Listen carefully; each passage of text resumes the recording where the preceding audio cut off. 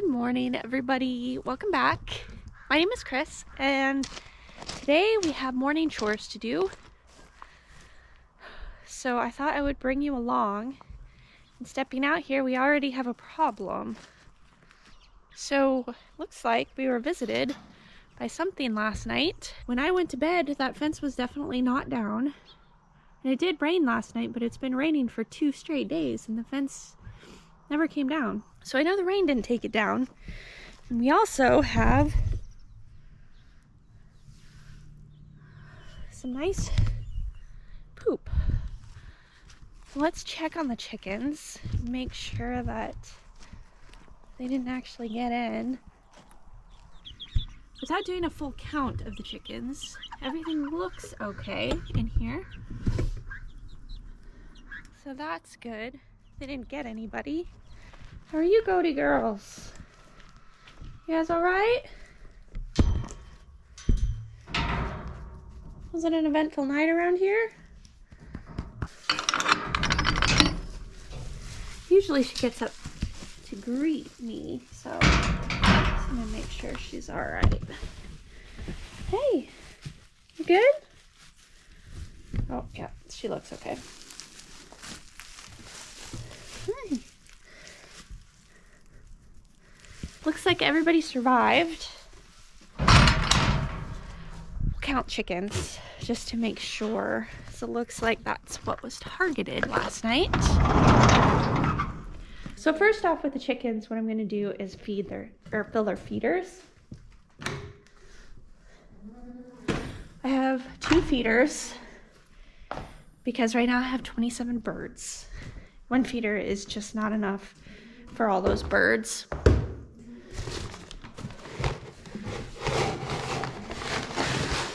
I'm feeding them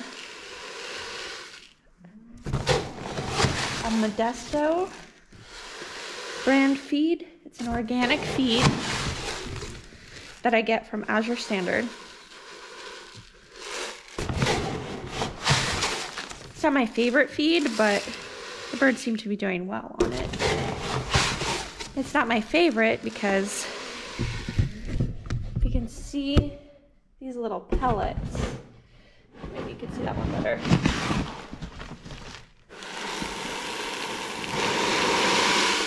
They just look like little pellets. My favorite feed is feed you can actually tell what's in it. So you see the little grains of corn and beans and wheat and all that stuff. That good stuff that chickens love. That's in the food. That's my favorite type of feed. But that feed tends to be more expensive. So it's not always an affordable option. First, what I'm going to do is move the net. So the chickens have been in this space for several days, and they have fertilized this entire area very well. So I'm going to take their net and I'm going to move it to a new spot. That way they have a nice, clean ground to work with, and they're not stepping all over their poop or sleeping in it.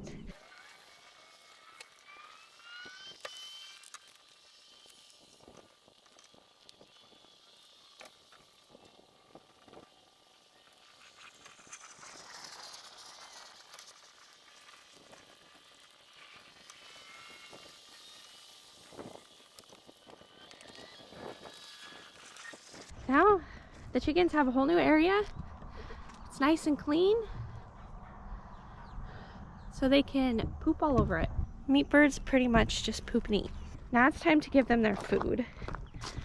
And I like to spread it out, not only to make the Cornish move, but to also clear the coop. That way I can move it. Because right now, I guarantee they're laying on a bunch of their own poop, especially because they didn't really come out yesterday because it's been raining for 2 straight days. So I'm gonna get them out. I'm gonna get that coop moved so that they have a nice clean area underneath of it and they're not sleeping on poop.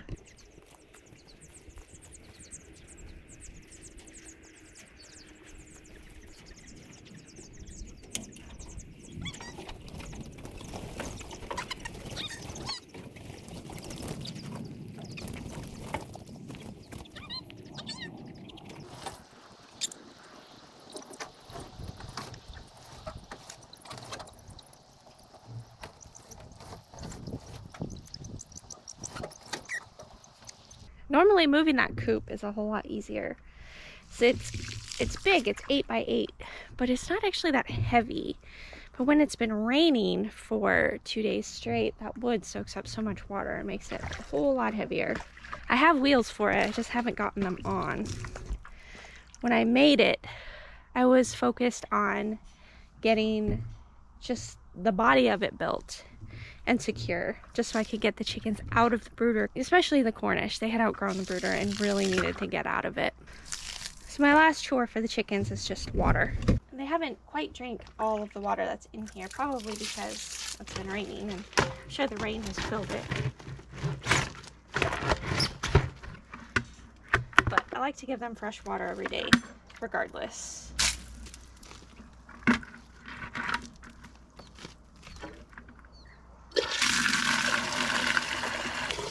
If you watch my last video, you'll know that I talked about water pressure being an issue. This is one of the spigots that is it's hooked up to the water system before it gets to the house. So it is one of them that has a really nice pressure to it. The downside to it is it's not, you know, nicely filtered water like what we have in the house. But the chickens and the goats don't seem to care.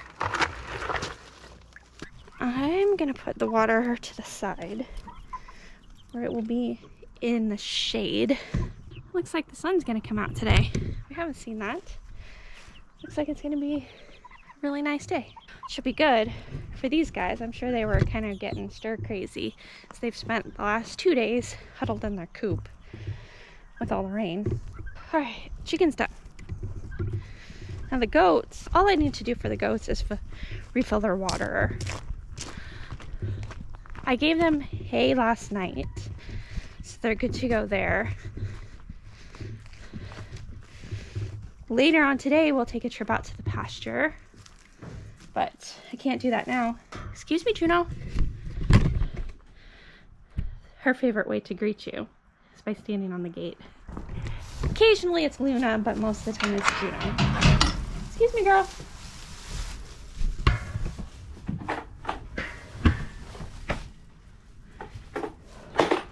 I also got to muck out their stall yesterday. The day before, the baby was not feeling that great, so surprisingly, she didn't sleep much and just needed all the cuddles. So that's what we did. I didn't get out there to muck the stall. Yesterday she slept in, which was super nice, and she took a nice nap. She gave me a chance to come out here and get that done. This morning she's sleeping in as well. Usually she does. Apparently, unless she's sick, and then she doesn't. So I have a hose coming today. Or no, tomorrow. It'll be here tomorrow. I ordered it online. It's a stainless steel hose, so I'm hoping it should be a little bit stronger and less likely to kink than your regular hose. We'll find out. But having a hose to that spigot will make it a little bit easier to fill their water. That way I don't have to carry it over and then carry it back. The last thing I forgot to do over here for the chickens is to hook up the electric fence, which I might have to move. Yeah, I'm gonna have to move it, so I'll do that later. The chickens aren't gonna get out. I don't think anything's gonna really visit them during the day, so I'll come out here later and move it. To move, I have to take that grounding rod out and then pound it into the ground closer to the fence so that I can move the solar panel, and then clip that red clip, the positive end, to the fence. I might come back out later and move this fence a little bit too. Where I moved the coop, all in here is just so poopy, and I really don't want them walking in it. It's just not good for them. So I think I might take the fence and scoot it out just a little bit more. That way, that whole poopy area is outside of the netted area, and the chickens aren't walking. Chickens and the turkeys are not walking in it. That's it for the chores. It's actually fairly easy. Next step is getting this barn all set. So this is our barn. It used to be a shop. So the previous owner to here was a logger at one point, and then he worked on logging trucks. So this building was his original shop, and then he built a much larger one because this building was just not big enough for him. And there's not really anything in here that is set up to hold animals since it was built for machinery and not animals. But we have these really lovely posts that are going to make great dividers for a stall. So my first job is right here to take this area right here, and I'm going to turn it into a stall because I want to get some sheep. I still don't have the fencing done in the field to let animals out there permanently, so I need some place to contain them until I get that done. And that is also high on the priority list. But I'm waiting for Labor Day sales because I'm assuming that fencing will go on sale for Labor Day. It usually does. You know, why spend more than you have to? Especially when you have hundreds of feet of fence to do. So that's the goal. The goal is to get a barn stall inside the building, which will actually, that will help for when the winter comes too. And if I need a safe and secure place inside to keep them if the weather is just too bad to have them out. And then get the pasture properly fenced to make sure that they are safe and secure and cannot get out. Which sheep probably wouldn't be too big of a problem. Well, I take that back. Sometimes sheep aren't really all that smart, so I could see them getting caught in the barbed wire, which would not be good.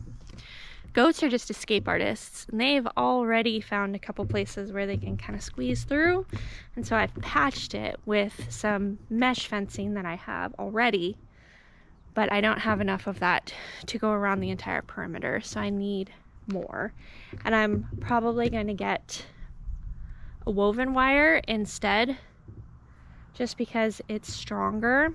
If they really decided to push it or climb it, then it's gonna hold up a lot better to them than the wire mesh fence. This here is the wire mesh.